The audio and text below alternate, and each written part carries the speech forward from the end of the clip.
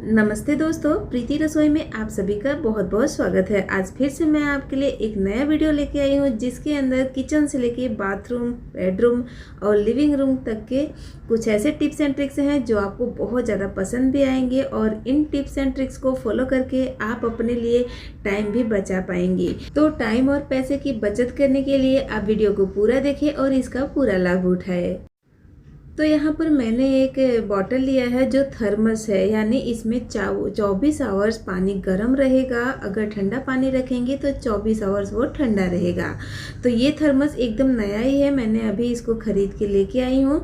और यहाँ पर आप देख सकती हैं मेंशन किया गया है इस स्लिप के थ्रू। यहाँ पर जो इसके ऊपर स्टिकर लगा है ना, इसे निकालना बहुत ही डिफिकल्ट है। नॉर्मल बॉटल रहता है तो हम गर्म पानी जब डालते हैं तो बॉटल हीट होता है और आसानी से निकल जाता है, मगर ये जो थर्मस है ये ऊपर से बिल्कुल भी हीट नहीं होता है। सिर्फ अंदर पानी कितना भी खौलता रखेंगे वो गर्म रहेगा 24 आवर्स, मगर ऊपर से ये नहीं गर्म होता है, जिसकी वजह से ये नहीं निकलता है। तो आप क्या करें, इस तरीके के थर्मस पर से अगर स्टिकर को निकालना है तो बस गैस को एकदम धीमी आंच करके इसे हल्का सा गर्म कर ले गैस पर, और देखिए बस गर्म करेंगे ना तुरंत ये निकल जाएगा।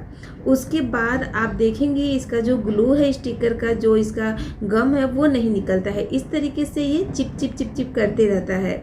अगर इसे अच्छे से क्लीन नहीं किया जाए तो धूल मिट्टी गंदगी इसके ऊपर जमा हो जाता है और एकदम काला कलर हो जाता है।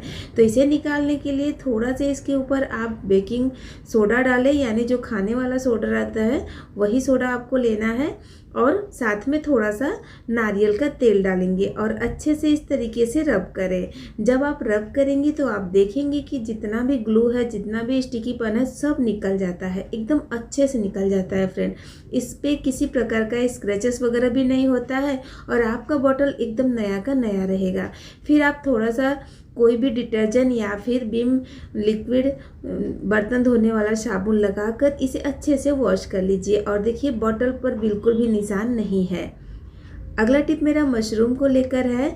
तो अगर जो मशरूम रहता है इसे अगर तुरंत बनाएं तो ज़्यादा अच्छा है। अगर आपको लगता है कि आपने एक साथ ढेर सारी सब्जियां ले आई हैं और इसे आपको 2-3 दिन के लिए रखना है, या इसका एक्सपायरी डेट अभी नहीं है, बहुत ज़्यादा टाइम है, 4-5 दिन का है, तो आप इसे रखने के लिए ऐसे नहीं रखें। आप इसे इसके पॉलीथीन में से निकाल दें, यानी पैकेट में से निकाल दें। और पैकेट को कट करने का तरीका मैंने पहले दिखाया है कि ऊपर वाला जो हिस्सा है उसे अलग नहीं करें, उसी में थोड़ा सा जुड़ा रहने दें, इससे वो उसके साथ में रहता है। अब मशरूम को रखने के लिए आप इस तरीके का कोई भी प्लास्टिक का या कांच का एयर टाइट कंटेनर ले लीजिए और इसमें आपको टिश्यू पेपर लगा देना है। फिर आप इसमें मशरूम को रख दीजिए। अगर इस तरीके से रखेंगी तो आपका मशरूम 3 से 4 दिन तक बिल्कुल भी ख़राब नहीं होता है, कालापन नहीं आता है, जैसे कि वैसा ही रहेगा। तो अगर आपको इसे स्टोर करना है तो इस तरीके से करें, ना कि आप उसके पैकेट के साथ ऐसे ही रख दें। अगर ऐसे रखेंगे तो वो काला होना शुरू हो जाएगा दूसरे दिन से ही, मगर ये 3 से 4 दिन तक एकदम फ्रेश रहता है। तो इसे हम फ्रिज में रख देंगे, फ्रीजर में नहीं रखना है, ध्यान रखिएगा। आई होप ये आइडिया भी आपको पसंद आया होगा। चलिए बढ़ते हैं नेक्स्ट टिप की तरफ। तो अगला टिप मेरा मटर को लेकर है। फ्रेंड, अभी मार्केट में बहुत ही अच्छा और सस्ता मटर आता है। जहां 90 रुपया पाव मटर मिलता था वहां आपको 40 रुपया किलो अभी मिल रहा है। तो इसे अगर आप स्टोर करती हैं, ऐसे ही बस छील के रख देती हैं फ्रीजर में, तो ऐसे नहीं रखें। आप बस पतीले में पानी ले लीजिए, उसमें आपको 2 चम्मच चीनी डालना है, नमक नहीं चीनी डालना है, ध्यान रखिएगा। फिर इसमें आपको मटर को डाल देना है। यहाँ पर करीब आधा किलो के करीब मटर का बीज है, मतलब पूरा बीज आधा किलो होगा, मटर पूरा नहीं। तो छीलने के बाद ये आधा किलो है। अब हम इतना पानी लेंगे कि ये जो मटर है अच्छे से डूब जाना चाहिए।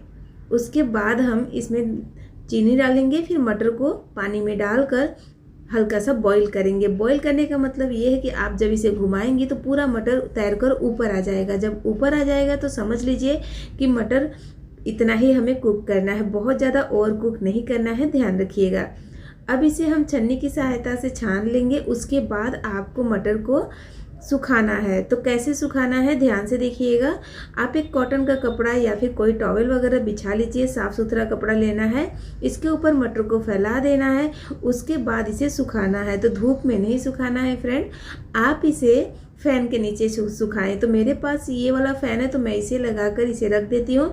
बस 5 मिनट में इसके ऊपर का जितना भी पानी है सब सूख जाएगा। उतना ही सुखाना है, मटर को पूरा नहीं सुखाना है, ध्यान रखिएगा।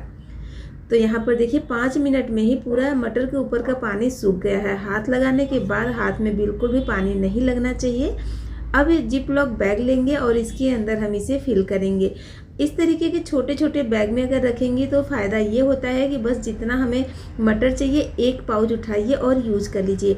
अगर हम पैकेट में से बार बार मटर को निकालते हैं, फिर रखते हैं, फिर निकालते हैं, रखते हैं ना, तो उससे भी मटर ख़राब हो जाता है फ्रीजर के अंदर भी। तो आप कोशिश करें कि इस तरीके के छोटे छोटे पाउच में या फिर छोटे छोटे इस तरीके का प्लास्टिक का जो कंटेनर रहता है आपके पास वो भी ले सकती हैं, ऐसे रखें। तो ऐसे एक बार में एक पाउच यूज हो जाएगा। तो ये हमारा फ्रोज़न मटर बन गया। बढ़ते हैं नेक्स्ट टिप की तरफ।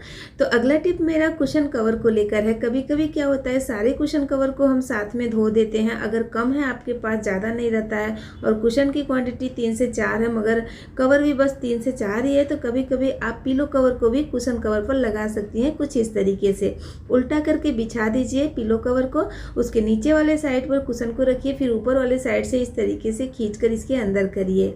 आप देखेंगे इतना अच्छे से ये कुशन कवर इसके ऊपर फिट आ जाएगा कि बिल्कुल भी नहीं लगेगा कि आपने पिलो कवर को कुशन कवर पर लगाया है। ये देखिए कुशन के ऊपर ये एकदम अच्छे से आ जाता है। तो है ना कमाल का आइडिया। चलिए बढ़ते हैं नेक्स्ट टिप की तरफ।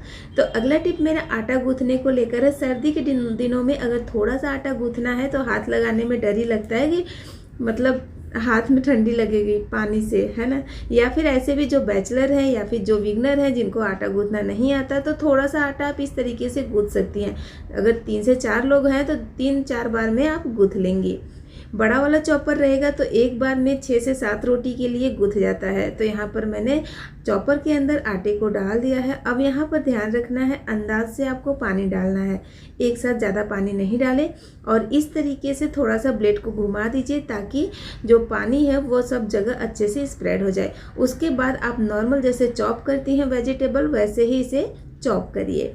आप देखेंगे जो आपका आटा है वो गूंथना स्टार्ट हो जाएगा। अगर बीच में आपको लगता है कि इसमें पानी और चाहिए तो आप डाल सकती हैं।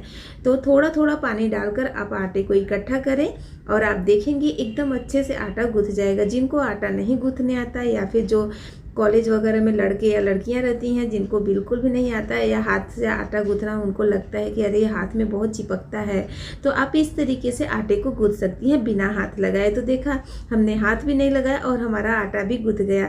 बस ऐसे करके इसे 5 मिनट के लिए ढक के रख दीजिए। उसके बाद मसल कर चिकना कर लीजिए। आपका आटा एकदम गूंथ जाएगा, बिल्कुल भी हाथ में नहीं चिपकेगा। तो बिना हाथ लगाए आपका आटा गूंथ के तैयार हो गया। चलिए नेक्स्ट टिप देख लेते हैं क्या है। तो अगला टिप हमारा जो है ये है किचन की ट्रॉली को लेकर। किचन का ट्रॉली हो या फिर आपके कबर्ड का ड्रावर हो, उसका जो साइड का चैनल रहता है ना, जब वो जाम हो जाता है ना तो जल्दी से ये ड्राव बंद नहीं होता है और ना ही जल्दी से खुलता है। कभी कभी आवाज़ भी बहुत ज़्यादा आता है। तो ऐसे केस में आप क्या करें, बस कैंडल ले ले यानी मोमबत्ती ले लेना है और इस तरीके से उस चैनल के दोनों साइड में लगा देना है। जब इस तरीके से दोनों चैनल पर आप लगाएंगी, 3 से 4 बार बंद करेंगी, खोलेंगी ना, तो ये अच्छे से स्प्रेड हो जाता है और आवाज़ भी बंद हो जाता है।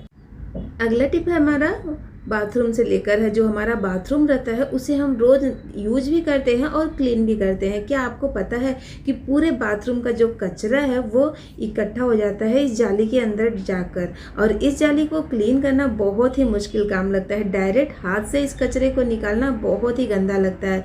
तो अगर आप भी डायरेक्ट हाथ से निकालती हो तो अब से बंद कर दीजिए। आप क्या करिए, एक इस तरीके का पॉलीथीन ले लीजिए, उसे उल्टा करिए, फिर पॉलीथीन को हाथ में पहन लीजिए। अब आपको कचरा को इस तरीके से निकाल लेना है और पॉलीथीन को सीधा करना है। पूरा कचरा सीधा पॉलीथीन में जाएगा, यानी पूरा बाथरूम साफ हो जाएगा सिर्फ एक पॉलीथीन से। आपको बिल्कुल भी हाथ लगाना नहीं पड़ेगा।